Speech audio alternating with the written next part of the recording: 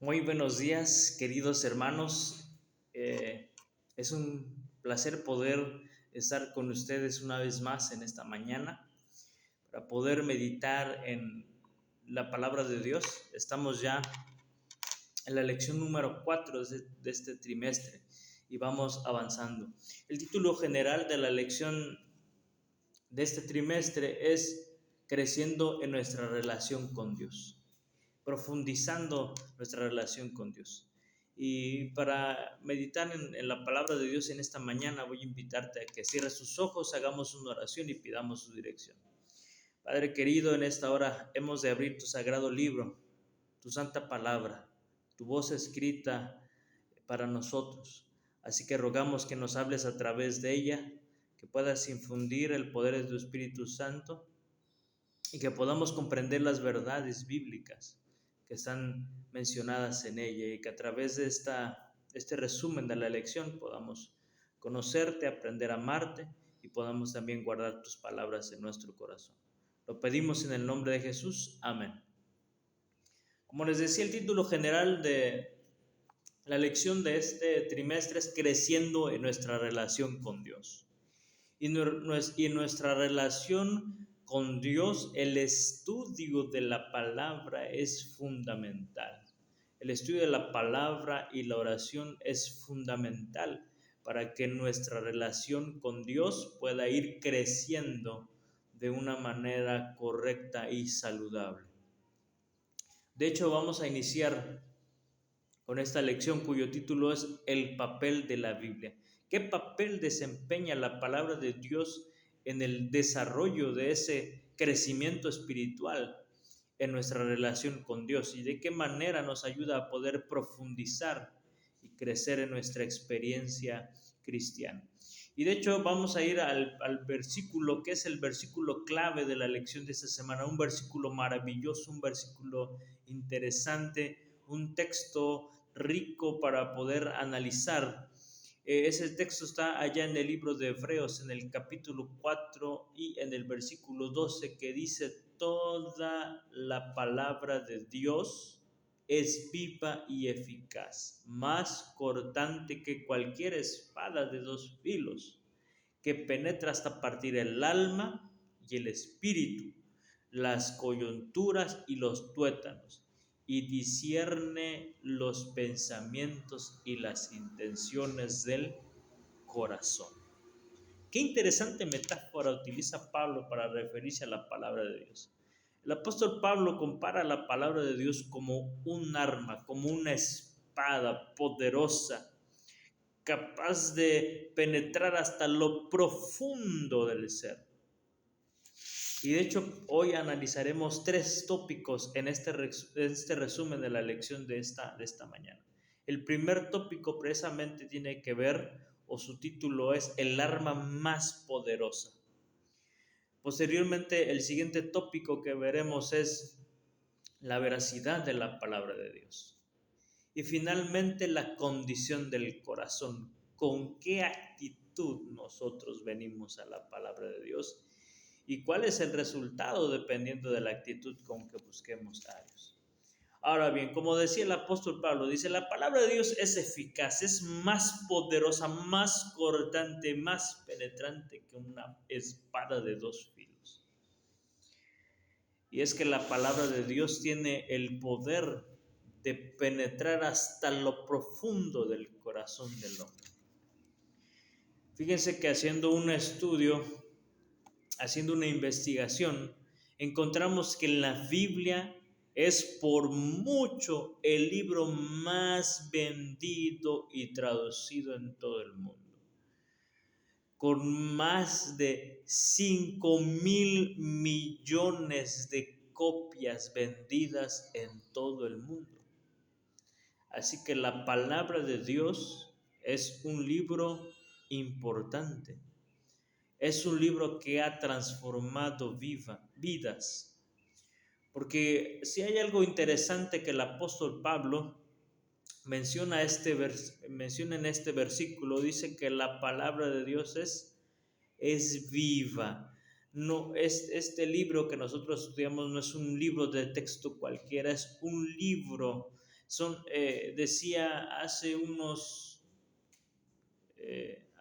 años atrás, conversaba con un hermano y él me dijo lo siguiente, y lo he llevado en mi mente hasta hoy en día. Él dijo: la Biblia no habla de Dios. Y yo me quedé pensando, ¿cómo es que la Biblia no habla de Dios? No.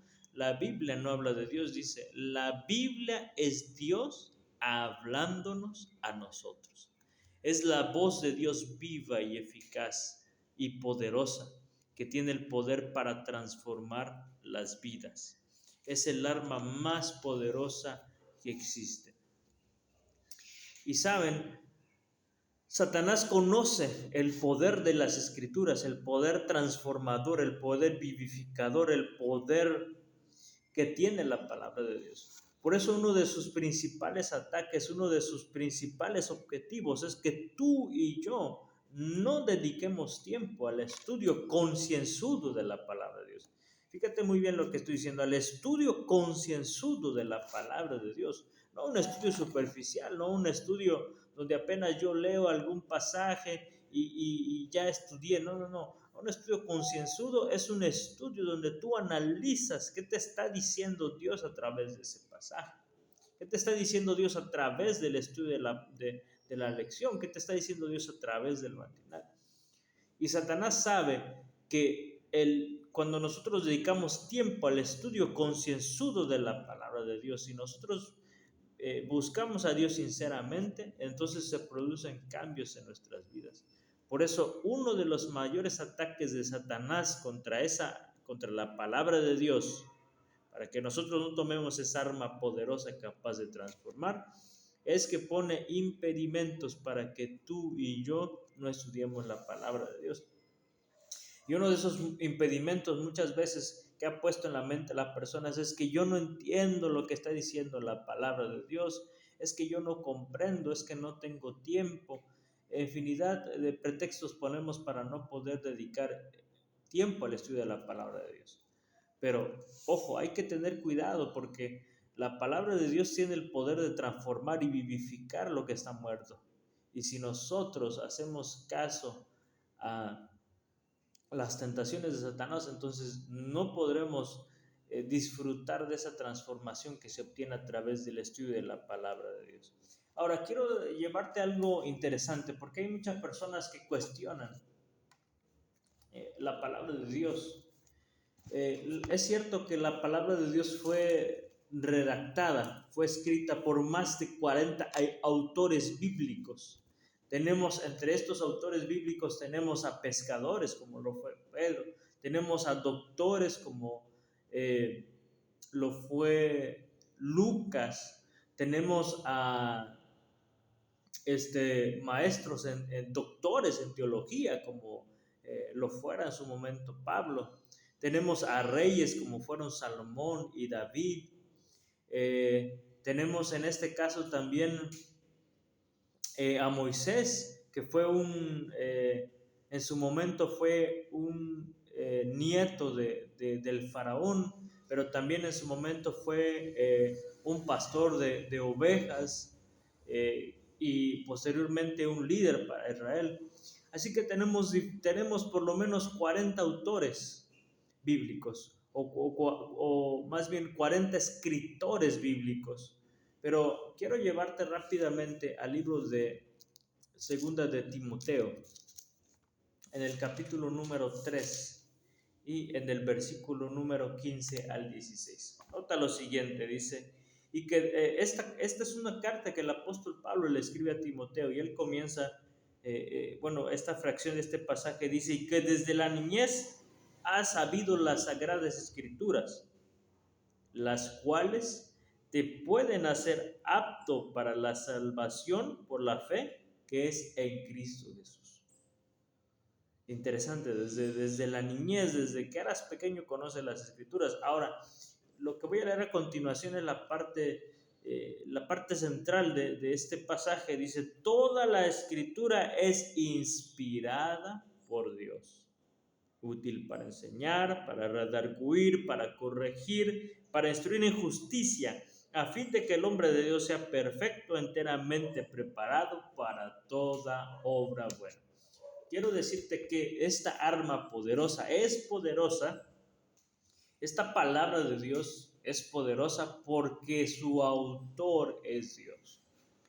El autor de la palabra de Dios es Dios. Ciertamente hubo hombres que escribieron la voluntad de Dios, pero no nació en el pensamiento del hombre, sino que es la voluntad de Dios, es la palabra de Dios. Por eso quiero recalcar en esta mañana que esta palabra de Dios, como dice el apóstol Pablo, es como una espada que penetra el ser, las coyunturas, los tuétanos, disciernen los pensamientos y las intenciones del corazón. Ahora, esta palabra es poderosa porque su autor es Dios. Él es el autor de esta palabra. Por eso nosotros podemos tener la seguridad de que Él dirige nuestras vidas y puede transformar nuestras vidas a través del estudio concienzudo de su palabra. Al estudiar la Biblia no debemos pretender que ella sirva a nuestros propósitos o concuerde con nuestros puntos de vista, pues debe ser diferentes de los de Dios. Tampoco debemos usar el método que consiste en cerrar los ojos y leer un texto cualquiera al azar, ya que Dios no se comunica de esta manera con nosotros por medio de su palabra. Hay mucha gente que dice, voy a cerrar mis ojos, voy a abrir la Biblia y en donde el texto que le habla, eso es lo que Dios quiere decirme. No, querido. La palabra de Dios no se estudia de esa manera. La palabra de Dios se estudia de manera concienzuda. De hecho, nosotros como iglesia adventista tenemos el programa Reavivados por su palabra, que consiste en el estudio diario de un capítulo de la Biblia.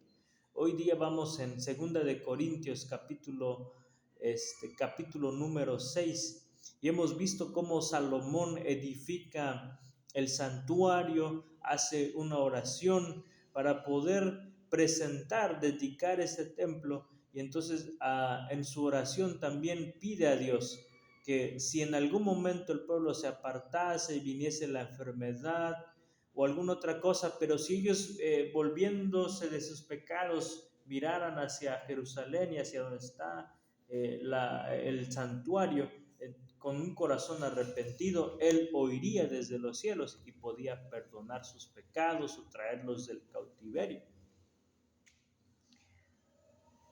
Nosotros podemos ver a través de este estudio como Dios ciertamente no puede habitar en un templo, porque Él dice, los cielos de los cielos no te pueden contener.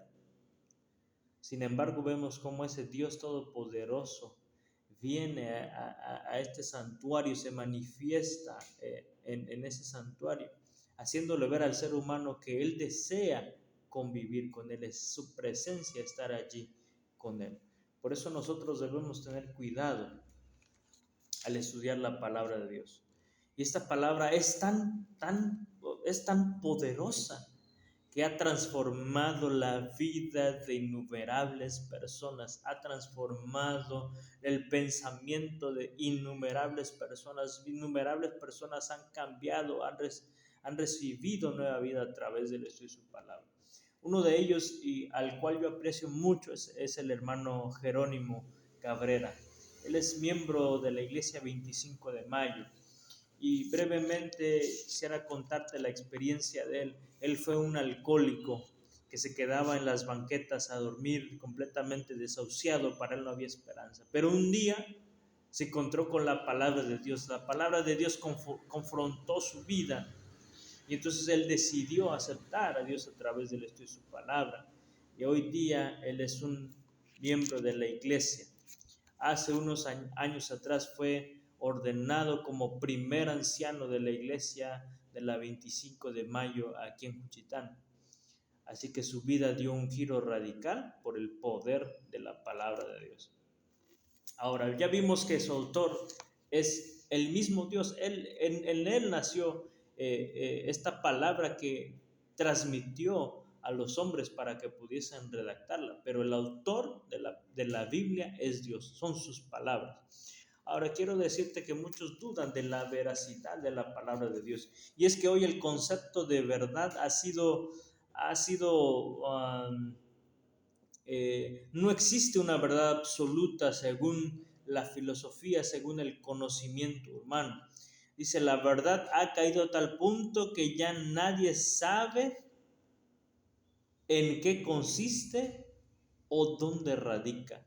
Según la cultura popular no existe un criterio normativo para decir que es verdad y que no lo es, ni un fundamento que permanezca constante del que se pueda aprender y resista la prueba del tiempo. Hoy día ya no se sabe qué es verdad, ¿verdad? Porque una verdad absoluta es una verdad que no cambia a través del tiempo. Es algo que no cambia, que resiste el paso de los años. Ahora, quiero decirte que en cuestión de la verdad, en el sentido de la verdad, de acuerdo a lo que dice la palabra de Dios, la palabra verdad o la verdad absoluta está conformada por cinco pilares que construyen la verdad absoluta e incuestionable. Y quiero que vayamos nosotros al primero. El primero está allá en el libro de Juan, en el capítulo 17, en el versículo número 7. Algunos lo saben de memoria, ¿verdad? El pasaje dice, santifícalos en tu verdad, porque tu palabra es verdad. La Biblia de Dios es verdad, la palabra de Dios es verdad, así que tú y yo podemos con seguridad venir a ella, porque la palabra de Dios es verdad. Ahora, ¿qué otra cosa compone esta verdad absoluta? Vamos a ir al libro de Juan, al capítulo 14 y al versículo número 6. Fíjate lo que dice la palabra de Dios. Jesús le dijo, yo soy el camino, la verdad y la vida. Nadie viene al Padre si no es por mí. Así que la palabra de Dios es verdad. Jesús es la verdad. La verdad no es un concepto, la verdad es una persona y la persona maravillosa de Jesús. Así que vemos que la Biblia es verdad, Jesús es verdad. Vamos a ver qué dice ahí mismo en San Juan, capítulo número 16, versículo número 3. Pero cuando venga el Espíritu de verdad, Él los guiará a toda la verdad, porque no hablará por su propia cuenta, sino que hablará de todo lo que oiga y os hará saber las cosas que habrán de venir. Fíjate, la palabra de Dios es verdad, Jesús es la verdad, el Espíritu Santo es la verdad. Y es interesante que Juan dice, cuando Él venga, los guiará a toda la verdad. Ahora hemos visto tres elementos de esa verdad absoluta. La palabra de Dios, Jesús y también el Espíritu Santo. Vamos a ver qué dice Salmos 31:5. Salmos capítulo 31, versículo número 5. Salmos 31:5. A ver qué dice Salmos 31:5. En tu mano encomiendo mi espíritu. Tú me has redimido, Jehová, Dios de verdad. Dios el Padre es verdad. Así que la Biblia es verdad, Jesús es verdad, el Espíritu Santo es verdad y Dios el Padre es verdad. Pero vamos a ver todavía ahí mismo en el libro de Salmos, capítulo 111, versículo número 7 y 8.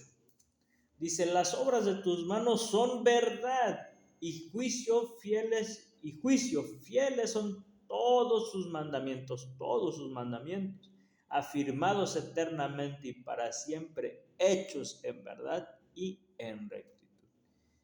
Así que los 10 mandamientos, los mandamientos de Dios también son verdad. Y estos 5 elementos componen la verdad absoluta.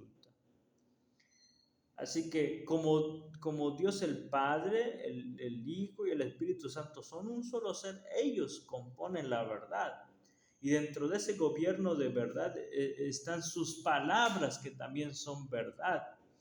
Y sus mandamientos que también están hechos en verdad para regir la vida de las personas.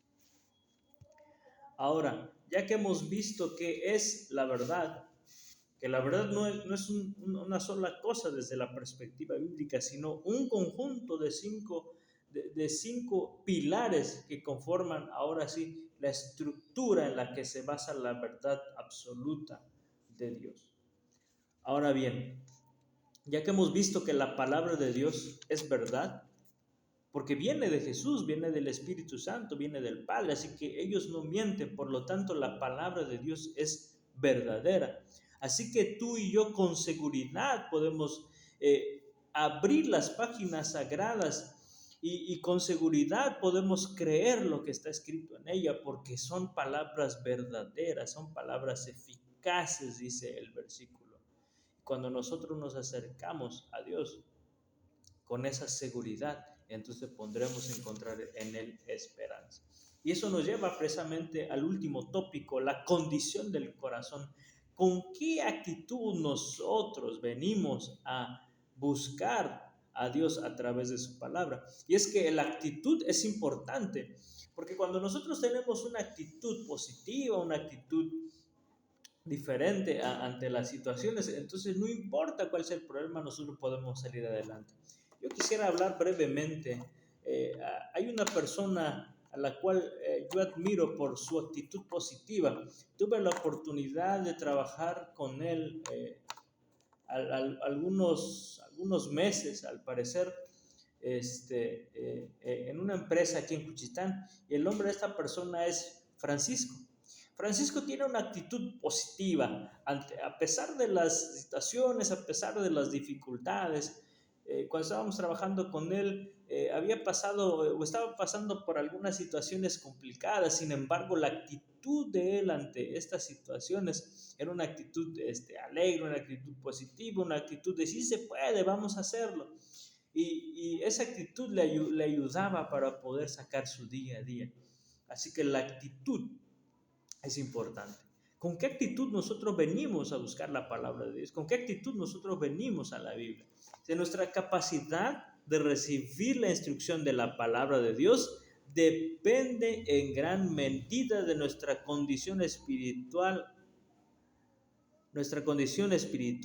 cuando acudimos a ella. Es interesante. Por eso las primeras lecciones de este trimestre es: evalúate cómo está tu condición espiritual, cómo está tu vida espiritual. Porque toda esa actitud, esa condición espiritual repercutirá en el estudio de la palabra de Dios. ¿Cómo se encuentra nuestra condición espiritual? Tiene mucho que ver. Miren, voy a llevarles rápidamente al libro de Primera de Corintios. Porque el estudio de la palabra requiere que tú y yo podamos tener una cierta condición espiritual para poder estudiarla y apreciar sus verdades. Primera de Corintios 2:14. Pero el hombre natural no percibe las cosas que son del Espíritu de Dios. El hombre natural no puede comprender las cosas del Espíritu de Dios, porque para él son locura y no la puede entender, porque se han de discernir espiritualmente. Qué interesante, querido.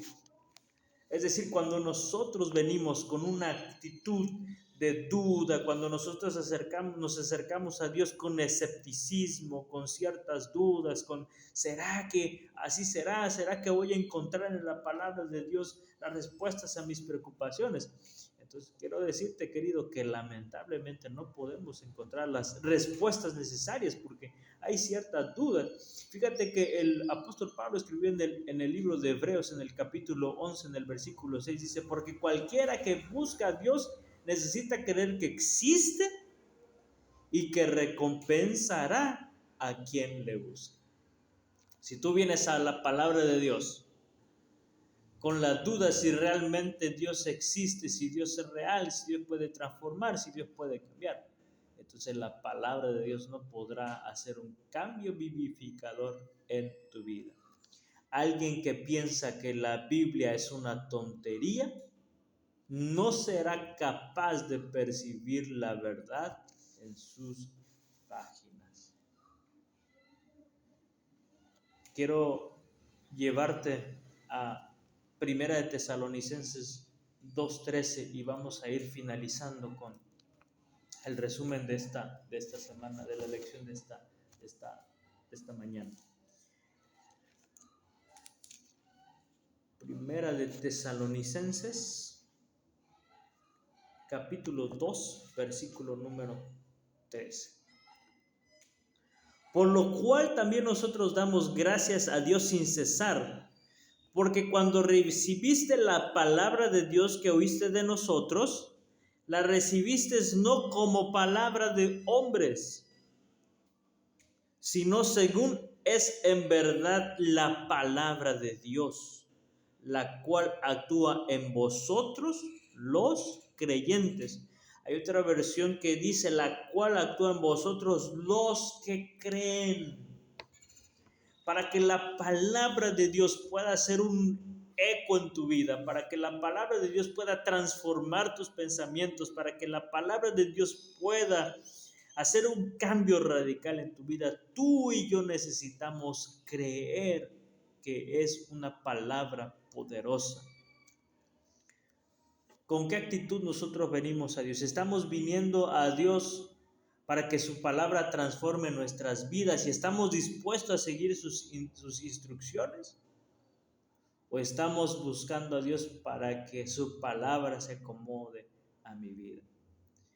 Querido, nosotros necesitamos buscar a Dios con un corazón agradecido, con un corazón humilde y con un corazón dispuesto a hacer su voluntad. Pues solo así la palabra de Dios hará un cambio en nuestra vida. Quiero terminar con esta cita de Elena G. de White que está en el libro La Educación. Una cosa es tratar la Biblia como un libro de instrucción moral y buena y prestarle atención mientras esté de acuerdo con el espíritu de la época y nuestro lugar en el mundo. Pero otra cosa es considerarla como lo que en realidad es, la palabra del Dios viviente, la palabra que es nuestra vida, la palabra que ha de amoldar nuestras acciones, nuestros dichos y nuestros pensamientos. Concebir la palabra de Dios como algo menos que esto es rechazarla, y este rechazamiento de parte de los que profesan creer en ella es una de las causas principales del escepticismo y la incredulidad en los jóvenes. Querido, la palabra de Dios no es un libro. Dice la palabra de Dios que a través de labios del apóstol Pablo, que la palabra de Dios es viva y eficaz, capaz de penetrar hasta lo profundo del ser humano. Solamente cuando nosotros venimos con una actitud dispuestos a obedecer sus requerimientos y a amoldar nuestra vida a lo que dice la palabra de Dios, entonces podrá hacer un cambio en nuestras vidas. Mi deseo y mi oración en esta mañana es que tú y yo, a partir de ahora, podamos venir a la palabra de Dios como lo que realmente es, la voz de Dios viva, hablándonos diariamente. Y que a través de la oración tú y yo podamos responder y conversar con ese Dios que quiere vivir a nuestro lado para tener una relación profunda y estrecha con nosotros. Una relación que pueda llevarnos a la patria celestial. Que Dios bendiga su palabra, es mi deseo y mi oración.